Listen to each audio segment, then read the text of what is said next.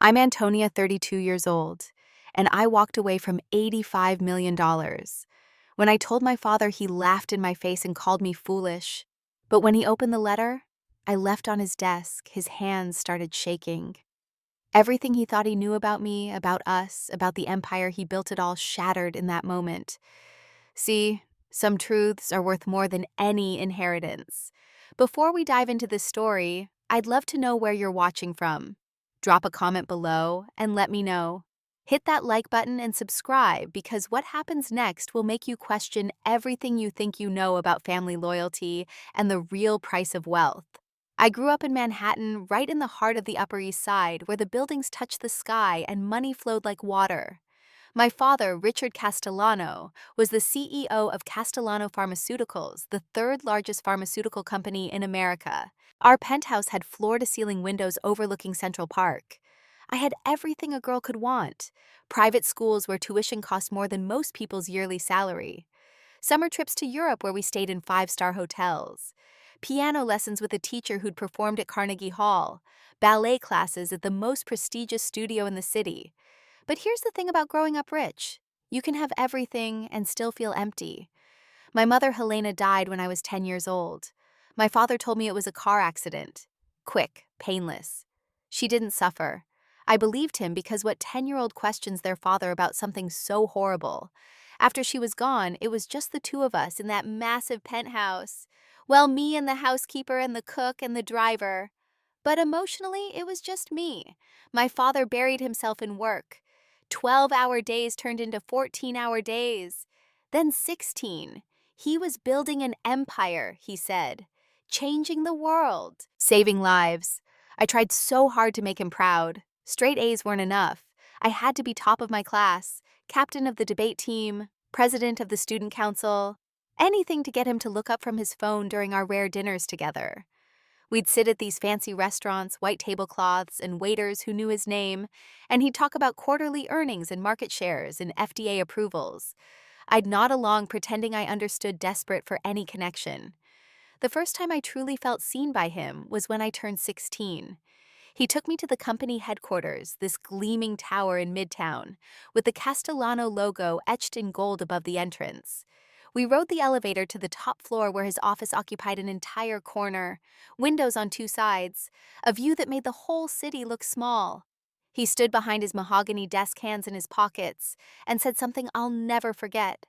"One day, Antonia, all of this will be yours. Everything I've built, it's for you."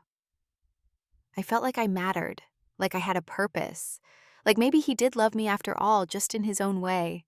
That day changed everything for me. I decided I'd study biology in college, follow in his footsteps, learn the pharmaceutical industry inside and out so I could make him proud, so I could be worthy of the empire he was building for me. Yale accepted me with a full scholarship, not that we needed it. I threw myself into my studies. Organic chemistry, molecular biology, pharmacology. It was hard, brutal sometimes, but I loved it. I loved understanding how medicines worked, how they could heal people. I graduated summa cum laude with a degree in biology and a minor in business administration. My father attended my graduation. He shook my hand, said I'd done well. That was the closest thing to praise I'd gotten in years, and I held on to it like a lifeline. After graduation, I started working at Castellano Pharmaceuticals. I insisted on starting at the bottom, junior research associate. My father respected that, I think. He'd always said hard work built character. So I worked. I came in early, stayed late. I reviewed clinical trial data until my eyes burned. I sat in on meetings with the research and development team. I learned about the drug approval process, about the years it took to bring a single medication to market, about the billions of dollars invested in research. And I believed in it. I truly believed we were helping people. Every medication we developed could potentially save thousands of lives, maybe millions. My father had promised me that by the time I turned 35, I'd be vice president of research and development. That was the goal. That was what kept me going through the long hours and the stress and the pressure. The thought that one day I'd be running this company, making decisions that mattered, continuing my father's legacy. I believed in what we were doing. I believed in him.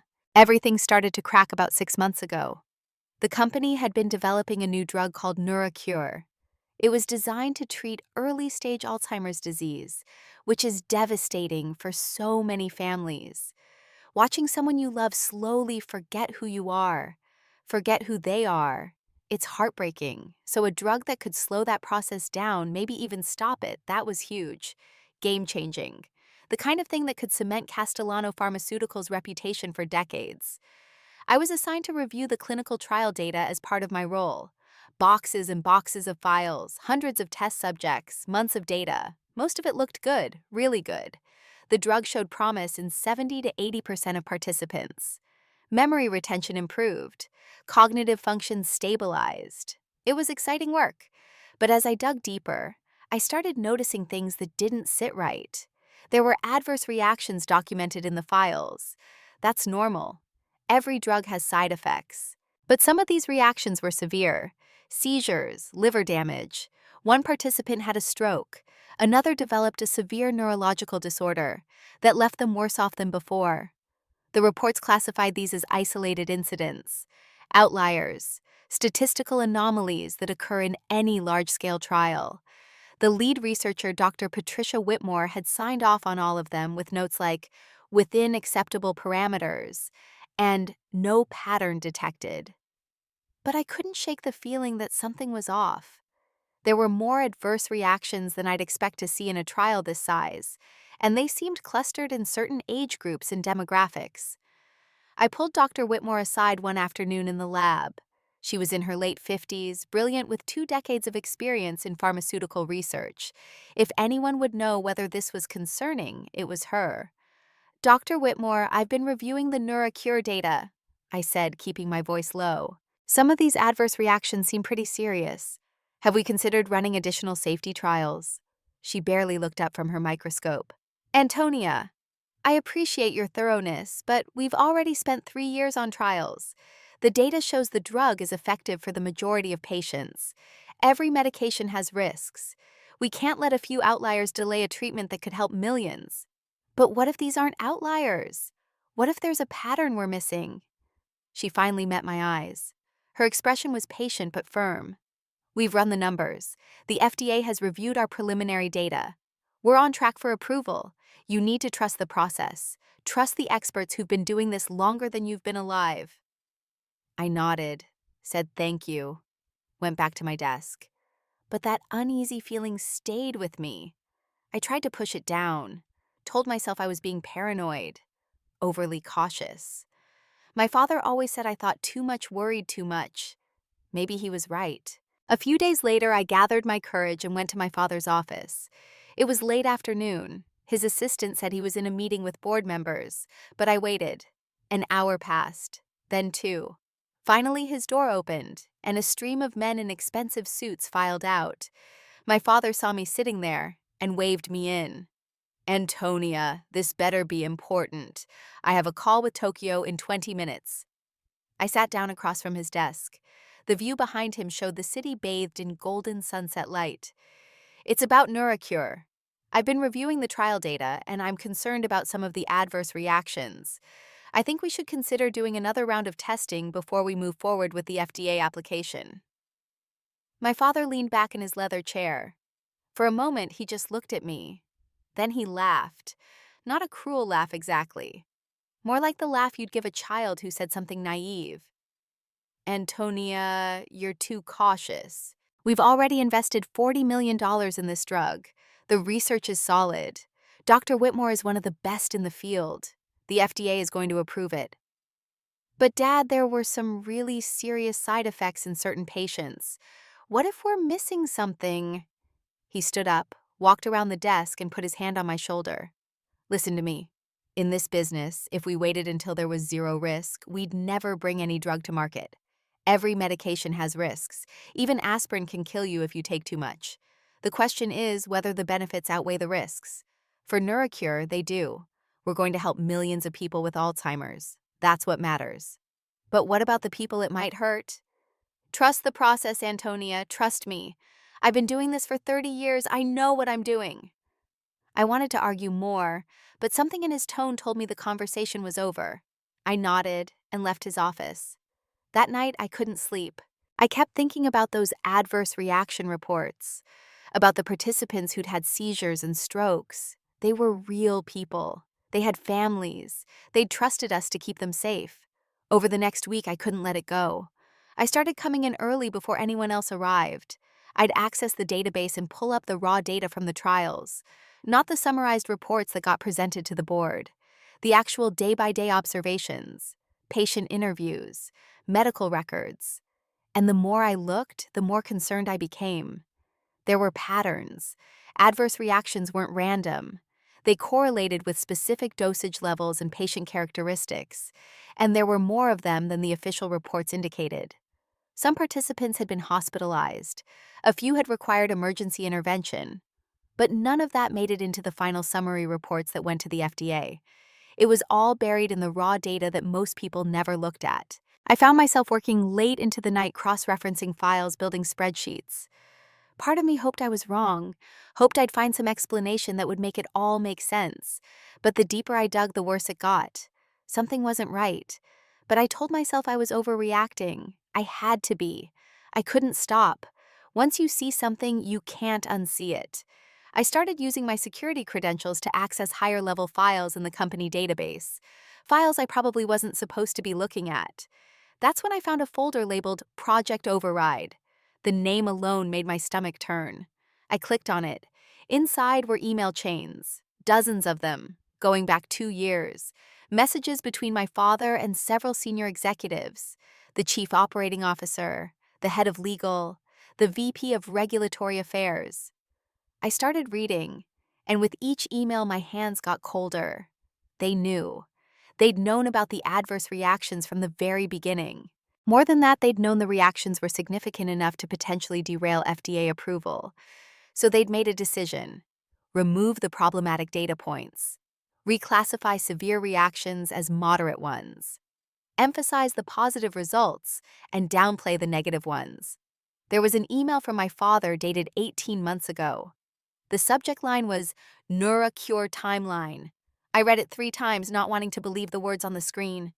We can't delay this launch. Shareholders are expecting results by Q4. The board is already concerned about our pipeline. If NeuroCure doesn't get approved, our stock price will take a hit we might not recover from. I don't care what it takes. Handle this quietly. Make the data work. Handle this quietly. Make the data work. I felt like I couldn't breathe. My father wasn't just aware of the problems. He'd ordered people to hide them, to manipulate the data, to lie to the FDA, to lie to the patients who'd eventually take this drug, trusting that it was safe. I sat there in my office, the only light coming from my computer screen. It was past midnight. The building was empty, and I felt like my entire world was collapsing. This was the man I'd idolized my whole life, the man I'd spent years trying to impress, the empire I'd planned to inherit, and it was built on lies. But I couldn't stop there. I had to know how deep this went. I spent the next several hours going through other files, other drugs, other trials, and I found more, so much more.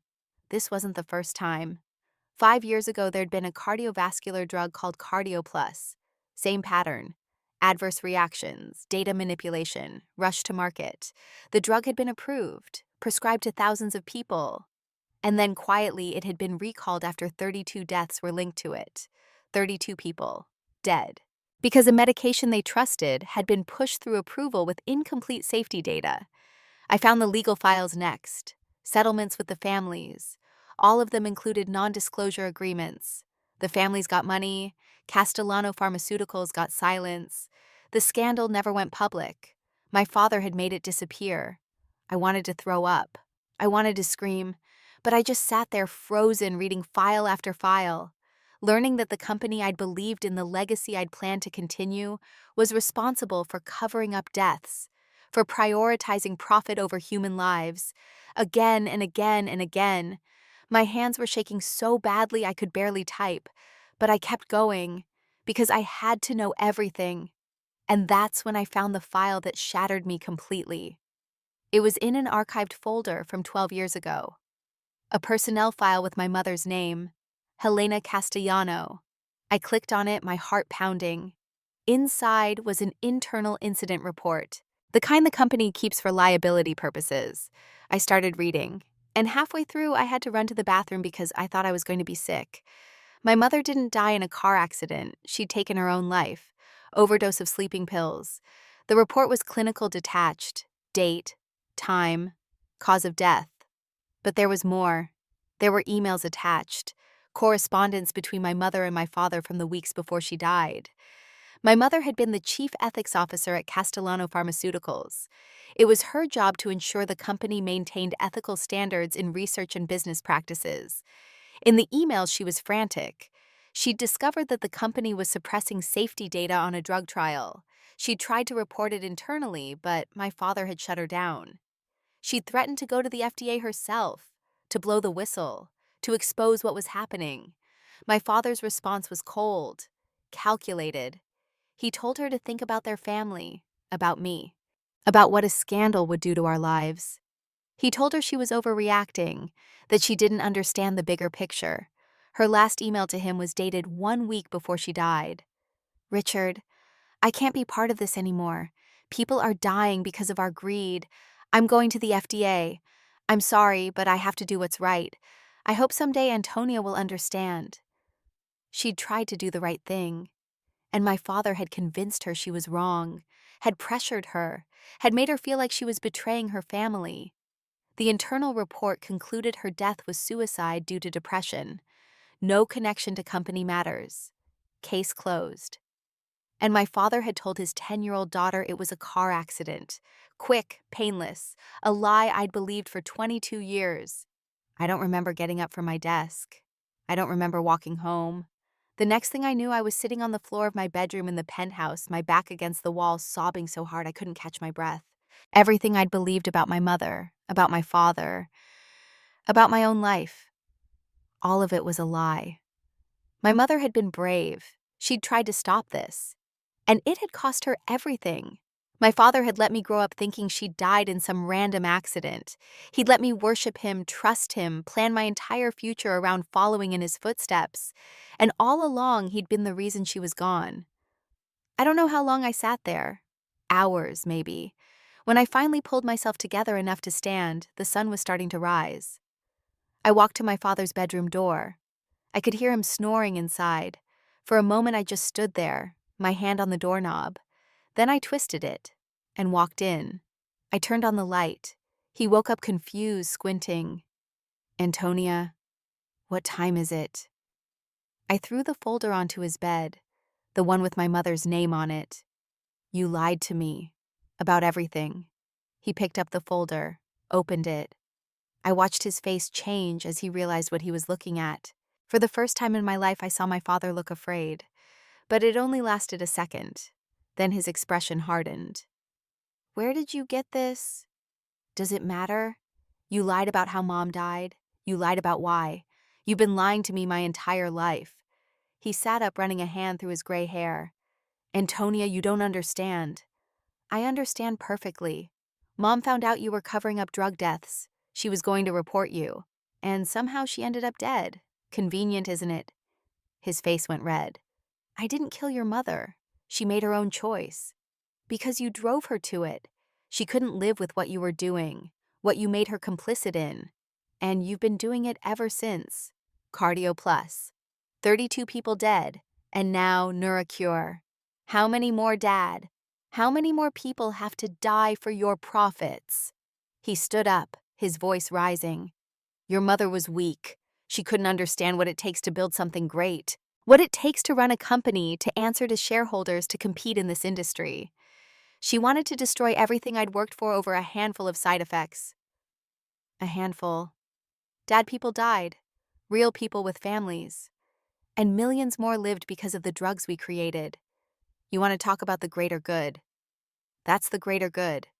We save more lives than we lose. That's just mathematics. I felt tears streaming down my face. Is that what you tell yourself so you can sleep at night? I sleep just fine.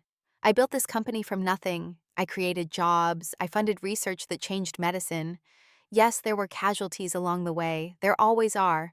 But the world is better because of what I've done. Mom didn't think so. His jaw clenched. Your mother didn't have the stomach for this business. She was too emotional, too idealistic, just like you're being right now. She had a conscience. That's not weakness. A conscience doesn't put food on the table, Antonia. It doesn't fund research. It doesn't cure diseases. Grow up. This is the real world. I stood there looking at this man I'd spent my whole life trying to please, this stranger wearing my father's face. I don't know you at all, do I? You know exactly who I am. You've just been too naive to see it. I turned and walked out. I went to my room, locked the door, and sat on my bed, my mind racing. I couldn't stay here. I couldn't work for this company. I couldn't pretend I didn't know what I knew. But I also couldn't just walk away. If I left quietly, Neurocure would still go to market. More people would get hurt. More families would get silenced with settlements and NDAs. It would all keep happening over and over. That night, I made a choice that would change everything. I didn't sleep. I sat at my desk and I planned. I thought through every angle, every possible outcome. If I went to the authorities directly, my father had enough money and lawyers to tie it up in courts for years. He'd claim I was a disgruntled employee, that I'd stolen confidential files, that I was making false accusations. The evidence might not even be admissible if I'd accessed it without proper authorization. I needed a different approach, something he couldn't fight, something that would force the truth into the light and make it impossible for him to bury. It took me 3 days to figure it out. 3 days of barely eating, barely speaking to anyone. I called in sick to work.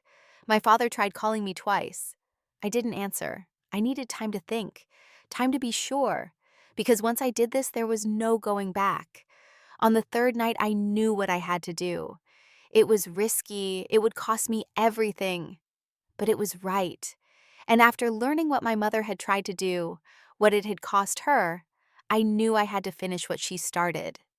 First, I made copies, multiple copies. I used my access to download every file related to Neurocure, every email, every clinical trial report, every piece of evidence showing the company had knowingly suppressed safety data. I put it all on encrypted drives. I also gathered the files about Cardio Plus and the other drugs where similar things had happened. Then I packaged it all up. 3 identical sets of evidence. One would go to the FDA, one would go to the Department of Justice, and one would go to the New York Times investigative team. But I needed insurance. I needed to make sure my father couldn't just claim I was lying or confused. So I decided to do something that would make my position crystal clear, something public, something he couldn't argue with or dismiss. I was going to renounce my inheritance, officially, legally, in a way that would raise questions he'd have to answer. If I walked away from $85 million, people would ask why. They'd want to know what could make someone do that. And when the evidence started coming out, they'd have their answer. On Monday morning, I put on my best suit, the navy blue one I'd worn to important meetings. I did my makeup carefully, making sure I looked composed, professional. Then I called and made an appointment with Gregory Williams, the lawyer who handled my father's estate planning. He'd known me since I was a child. His firm had been working with the Castellano family for over 30 years. I arrived at his office in Midtown at 10 in the morning. The receptionist smiled at me, offered me coffee.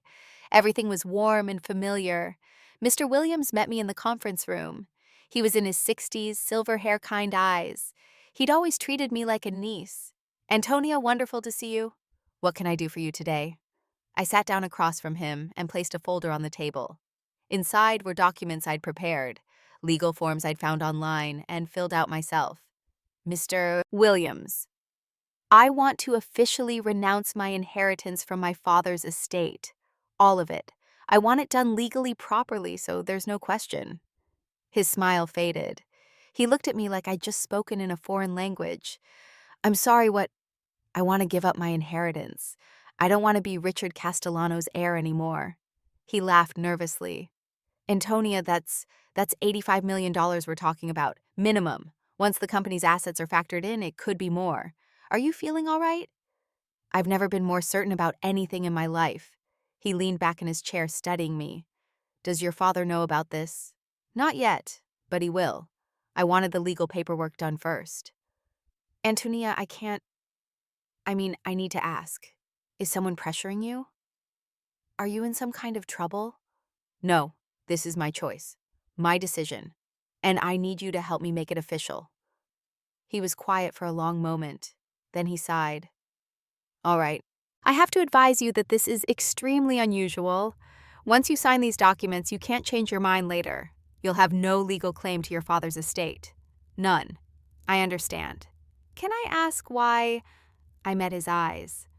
"Let's just say I've learned some things about how that money was made, and I can't live with myself if I benefit from it." He didn't press further. Maybe he suspected. Maybe he'd heard rumors over the years. Lawyers always know more than they say. We spent the next hour going over the paperwork, making it airtight. He had his paralegal notarize everything. When it was done, I had legal documents proving I'd voluntarily of sound mind renounced any claim to Richard Castellano's fortune. Mr. Williams put the papers in an envelope and handed it to me. "I have to notify your father about this. It's my legal obligation as his attorney." "I know, but I want to tell him myself first. Can you give me until end of business today?" He nodded slowly. "All right. But, Antonia, are you sure about this? Really sure?" "More sure than I've ever been about anything." I left his office and went straight to Castellano Pharmaceuticals headquarters. I hadn't been there in almost a week. People stared as I walked through the lobby, whispered. I'd never called in sick for that long before. I took the elevator to the top floor. My father's assistant looked surprised to see me. "Antonia, Mr. Castellano is in a meeting with investors. They're discussing the NeuroCure launch timeline." "I need to see him. Now. It's urgent." She hesitated, then picked up her phone, spoke quietly, hung up. "He'll give you 5 minutes." I walked past her and opened the heavy oak door to my father's office. Inside, he was sitting at the head of a long conference table. 8 men in suits. All of them turned to look at me. My father's expression was irritated. "Antonia, I'm in the middle of something." "This can't wait." He studied my face, then turned to the investors. "Gentlemen, if you'll excuse me for a moment. Help yourselves to coffee. I'll be right back." They filed out, some of them nodding politely at me. When the door closed, my father stood up. "What's so urgent that you had to interrupt a meeting about a $100 million drug launch?" I walked to his desk and placed the envelope down. "I went to see Mr. Williams this morning. These are legal documents. I've renounced my inheritance. All of it." He picked up the envelope, opened it, pulled out the papers. I watched his eyes scan the pages, watched the realization hit him. Then he did something I didn't expect. He laughed, a real, genuine laugh. "You're joking. This is some kind of joke." "It's not." He dropped the papers on his desk. "You're telling me you just walked away from $85 million?" "Yes." He laughed again, shaking his head. "You really are your mother's daughter. Just as foolish, just as naive." The words stung, but I didn't let him see it. "Maybe, but I'd rather be foolish than be like you." His expression hardened. "Do you have any idea how many people would kill for the opportunity you're throwing away? Do you understand what you're doing?" "I understand perfectly. I don't want any part of what you've built. Not the money, not the company, none of it. This is about those files you found. You're having some kind of moral crisis. Fine. Take a vacation. Go to Europe. Clear your head. But don't make permanent decisions based on temporary feelings." I pulled a second envelope from my purse.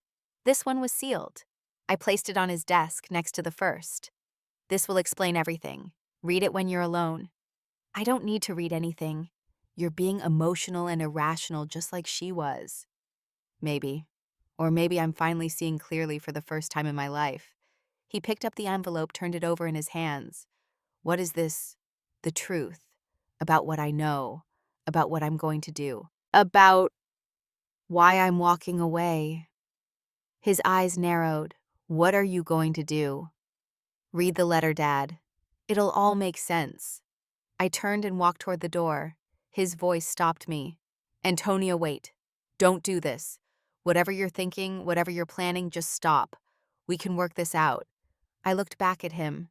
This man who'd lied to me my entire life, who'd let my mother die rather than do the right thing, who'd built his empire on the backs of people who'd trusted him. "There's nothing to work out. Goodbye, Dad." I walked out of his office, past his assistant, past the investors waiting in the hallway, into the elevator. And as the doors closed and I descended, I felt something I hadn't felt in months, maybe years. I felt free. My father sat alone in his office staring at the envelope. The investors were waiting. He needed to get back to them, but his hands wouldn't stop shaking. His daughter had just walked away from $85 million, called him by his name, not dad, said goodbye like she was never coming back. Something was very wrong. He tore open the envelope. Inside was a handwritten letter. 3 pages, Antonia's neat, careful handwriting. He started reading. Dad, by the time you read this, I'll be gone. Not just from the company, but from your life. I know you think I'm foolish for walking away from $85 million. Maybe by your standards I am. But I know the truth now. I know about the adverse reactions you covered up. I know about the 32 people who died from Cardio Plus. I know about the families you silenced with NDAs and hush money. Most importantly, I know about Mom. He felt his chest tighten. No, she couldn't know about Helena. I know she didn't die in a car accident. I know she took her own life because she couldn't live with what this company was doing. I know she tried to stop you and you chose money over her, over us. You taught me to value success above everything else. You taught me that winning is all that matters. But Mom taught me something different before she died. She taught me that integrity is worth more than any amount of money. I've sent all the evidence to the FDA, the Department of Justice, and 3 major news outlets. By tomorrow morning, everyone will know what Castellano Pharmaceuticals really is, what you really are. The letter fell from his hands. His face went white. She'd sent the files to the FDA, to the Justice Department, to the press. Everything. All of it. The NeuroCure data, the Cardio Plus scandal, maybe even the files about Helena. His hands clutched the edge of his desk. This couldn't be happening. 30 years of building this company, 30 years of careful reputation management, all of it about to come crashing down because his daughter had developed a conscience. He picked up the letter again, hands trembling, and kept reading. I don't expect you to understand. I don't even expect you to be sorry. But I need you to know that I'm done being part of your empire of lies. I'm choosing to be the daughter Mom would have been proud of, not the heir you wanted me to be. This is goodbye, Antonia. He sat there for a long time, the letter in his hand staring at nothing. Then he grabbed his phone and started making calls. His lawyer, his PR team, the head of legal. But even as he barked orders, even as he tried to formulate a response strategy, he knew this was different. Antonia had evidence, real evidence, and she'd given it to people who couldn't be bought or silenced. The investors were still waiting outside. The NeuroCure launch was scheduled for next month, and his entire world was about to explode. The next morning it began.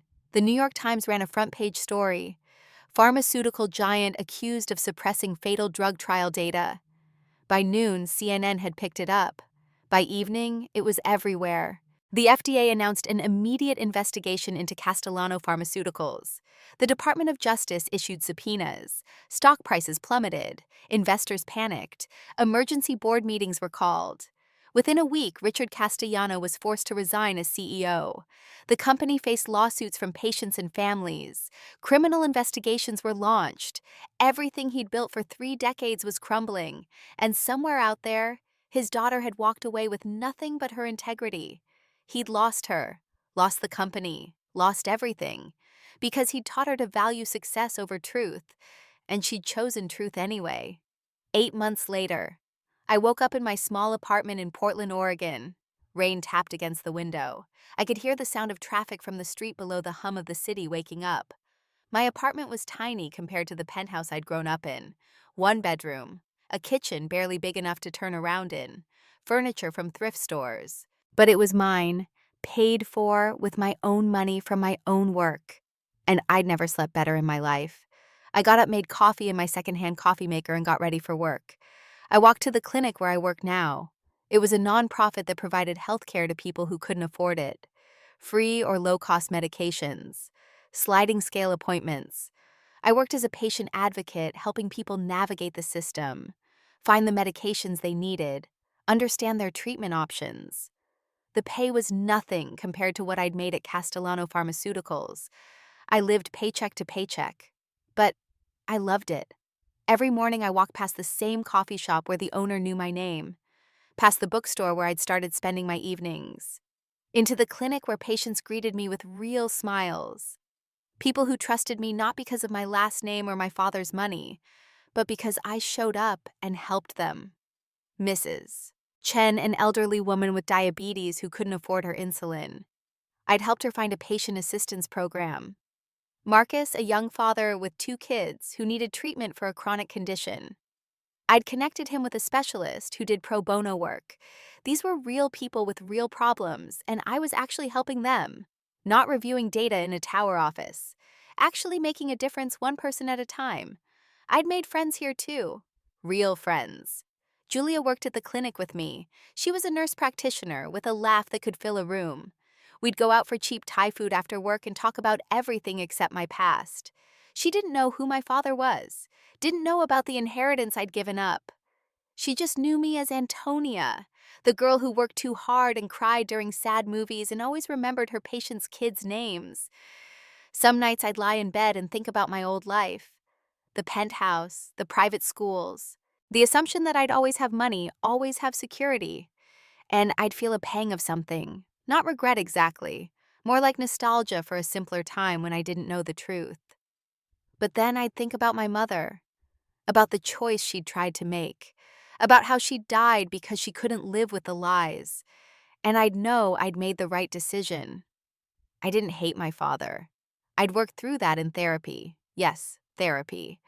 On my limited budget, I could only afford sessions every other week, but it helped. I'd spent months processing everything, the betrayal, the grief, the anger. And slowly, I'd come to a kind of peace. My father was a man who'd convinced himself that the ends justified the means, that saving millions of lives meant a few deaths along the way were acceptable losses.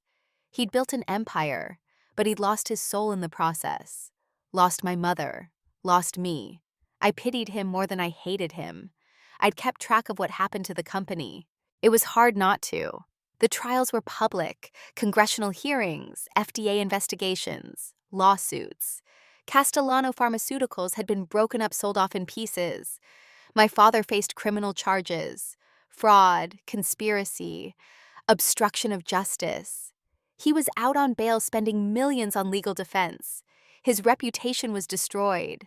The empire he'd spent a lifetime building was gone, and I felt nothing when I read about it. Just a kind of sad acceptance that this was always how it was going to end. One evening, about 6 months after I'd moved to Portland, I was closing up the clinic when I got an email on my phone. The sender was anonymous, just a random string of letters and numbers, no subject line. I almost deleted it thinking it was spam, but something made me open it. Inside was a single sentence. "Your mother would be proud, a former colleague." I didn't know who sent it. Maybe someone from the old company who'd known my mother. Maybe someone who'd been forced to go along with things they didn't believe in, and was glad someone finally told the truth. It didn't matter. I sat down on the steps outside the clinic and cried. Not sad tears, relief, gratitude, because that was all I'd wanted.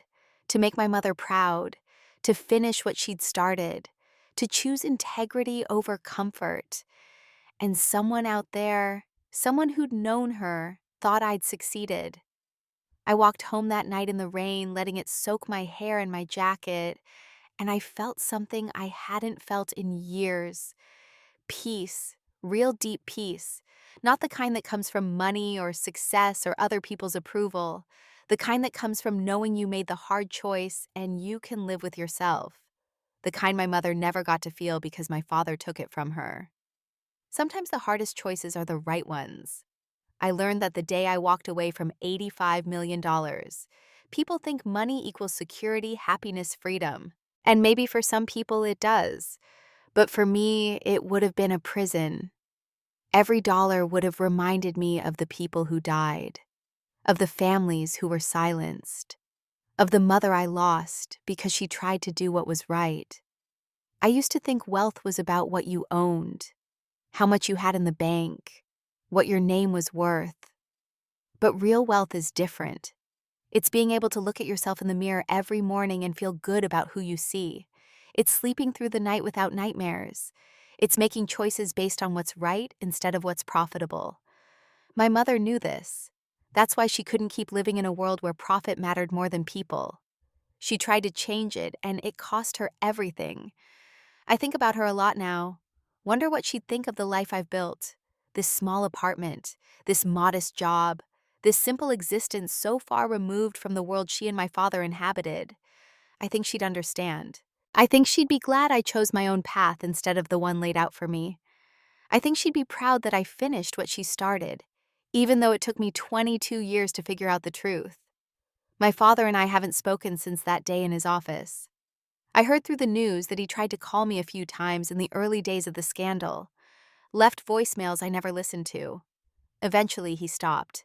I don't know if he's angry or hurt or if he even cares. Maybe in his mind, I'm just another person who didn't understand the bigger picture. Another weak link that couldn't handle the reality of business. That's fine. He can think whatever he wants. I know the truth, and that's enough. I don't regret my decision. Not for a second. Yes, I gave up financial security. Yes, I'll probably never own a house or retire early or travel first class. But I have something better. I have my integrity. I have the knowledge that when I was faced with a choice between comfort and conscience, I chose conscience. Not everyone gets that clarity. Not everyone gets to know with absolute certainty that they did the right thing even when it was hard, especially when it was hard. The families affected by Cardio Plus got justice. The people who would have taken Neurocure were protected. The system that allowed my father to operate with impunity for decades was exposed. Change is happening slowly in pharmaceutical regulations and oversight. I played a small part in that. My mother would have played a bigger part if she'd lived, but between the two of us, we made a difference.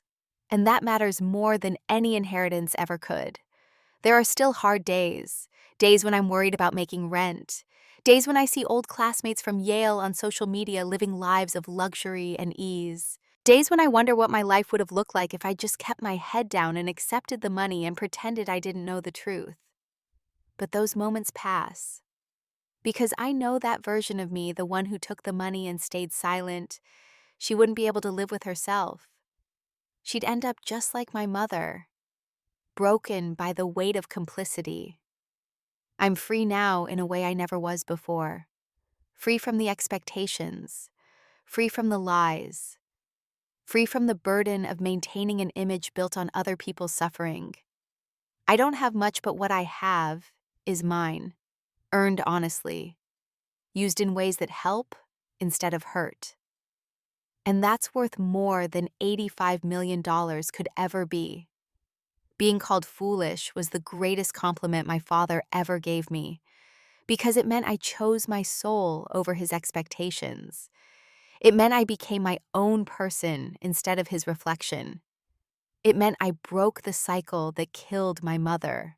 And if that's foolishness, I'll take it over his version of wisdom any day. I don't know what tomorrow brings. I don't know if I'll ever fully heal from the betrayal of learning who my father really is. I don't know if I'll ever stop missing the idea of the family I thought I had. But for the first time in my life, I'm okay with not knowing because I know who I am. And that's enough. What would you have done in my position? If you discovered everything you believed was built on lies, would you have the courage to walk away? I'd love to hear your thoughts in the comments below. And if this story moved you, please hit that like button and subscribe to hear more stories about difficult choices and finding your own path. Share this with someone who might need to hear it, someone who's struggling with their own hard decision. Thank you for listening to my story. I hope it reminds you that integrity isn't just something we talk about. It's something we choose every single day, even when it costs us everything. Especially then. Take care of yourselves and remember that the right choice isn't always the easy one, but it's always the one you can live with. Until next time.